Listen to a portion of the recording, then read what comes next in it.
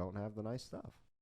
Yeah, I would agree. I mean, I think Americans like to have nice stuff. That's why, America, there's a lot of nice stuff over here. You can travel Mm-hmm. pretty much, anywhere across the U.S. and get good restaurants and do some cool stuff. And you Yeah. can do that in a lot of places. Obviously, that's not American, Right. I mean, that's been going exclusive. around since the beginning of time. I mean, Yeah. they've been doing trade routes and horse carriages into little small tent towns Yeah. and things.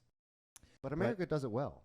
I did read a book though that makes me think of this, and the book was about how, like, maybe I'll look it up.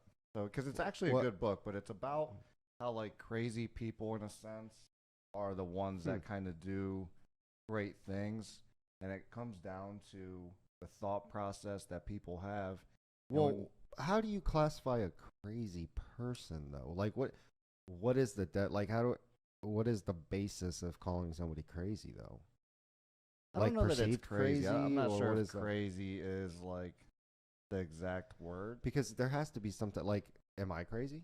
You're pretty crazy. Yeah, I think that we would Why? probably Oh, okay. He fall said yeah. into.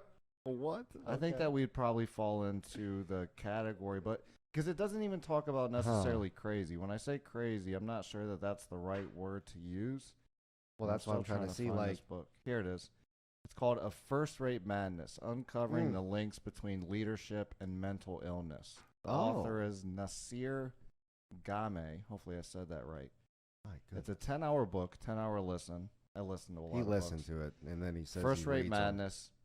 Great book, but it talks about JFK. It talks about Hitler. Oh, I that's- think oh, it talks okay, so about that's- all that's- sorts of different people and how their different thought processes and their little intricacies that made them who they were are the reason why they were so prolific in whatever area they were in.